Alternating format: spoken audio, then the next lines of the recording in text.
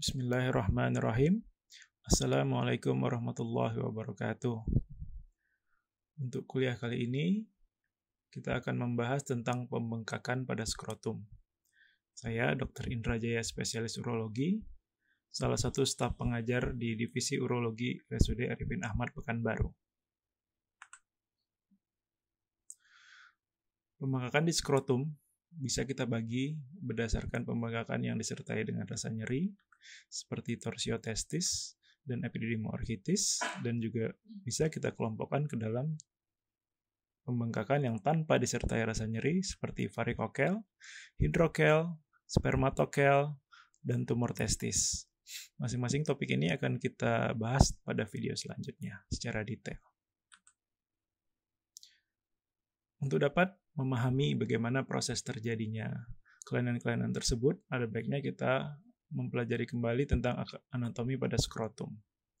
Skrotum merupakan suatu organ fibromuskular yang berfungsi sebagai proteksi dan regulasi daripada isi kantong skrotum itu sendiri. Untuk regulasi, kantong skrotum menjaga suhu daripada testis agar tetap berada di 2-3 derajat lebih rendah daripada suhu tubuh. Sehingga suhu tersebut merupakan suhu yang paling optimal untuk terjadinya spermatogenesis. Untuk proteksi, skrotum terdiri atas 7 lapis: kulit skrotum, tunica dartos skrotum, fascia spermatica externa, musculus cremaster, fascia cremaster, fascia spermatica interna, tunica vaginalis, tunica albuginea testis.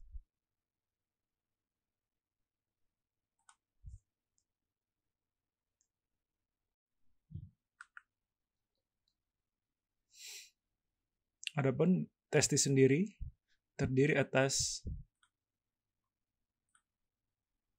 tubulus seminiferus, tempat terbentuknya spermatogenesis atau terjadi spermatogenesis.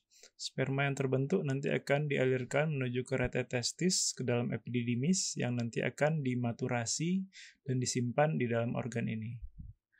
Epididymis akan berlanjut menjadi suatu organ tubular yang disebut dengan vas deferens yang memiliki panjang kira-kira 45 cm.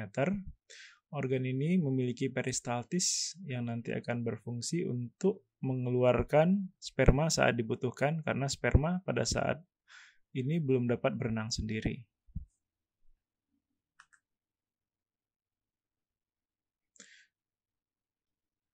Testis merupakan organ seks primer pria yang berada di daerah subpelvik bersama organ reproduksi lainnya berada di posterior daripada penis dan anterior daripada anus. Merupakan suatu organ yang ovoid, bilateral dengan ukuran 2x3x4 cm. Ukuran sendiri dapat dilakukan pemeriksaan dengan menggunakan penggaris secara langsung atau bisa juga kita lakukan dengan penggunaan Prader Orchidometer, di mana volume testis sudah ada patokannya berdasarkan usia. Testis berfungsi untuk spermatogenesis dan penghasil dari hormon testosteron, yaitu oleh sel Leydig testis.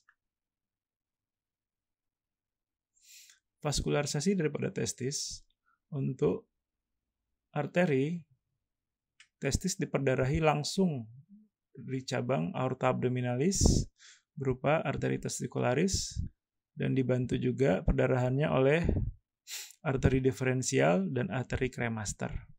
Sementara untuk drainase atau pembuluh darah balik dari testis berupa plexus pampiniformis yang kemudian untuk sebelah kanan bermuara langsung pada vena cava inferior, sementara sebelah kiri bermuara pada vena renalis sebelah kiri. Algoritma yang dapat kita gunakan untuk menentukan atau memperkirakan kira-kira kelainan apa yang kita temukan pada pembengkakan skrotum. Yang pertama, bila kita temukan pembengkakannya bilateral, kemungkinan suatu edem atau edema yang disebabkan oleh bisa kelainan jantung atau hipoproteinemia.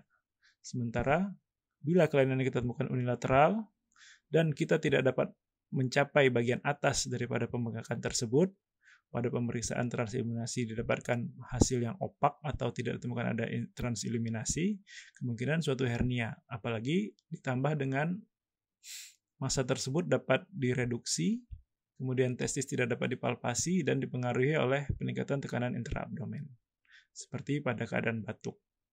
Apabila bisa ditemukan ada transeliminasi yang positif, kemungkinan suatu infant hydrocele dengan gejala tidak dapat direduksi, kemudian testis juga tidak dapat dipalpasi, tapi tidak dipengaruhi oleh peningkatan tekanan intraabdomen.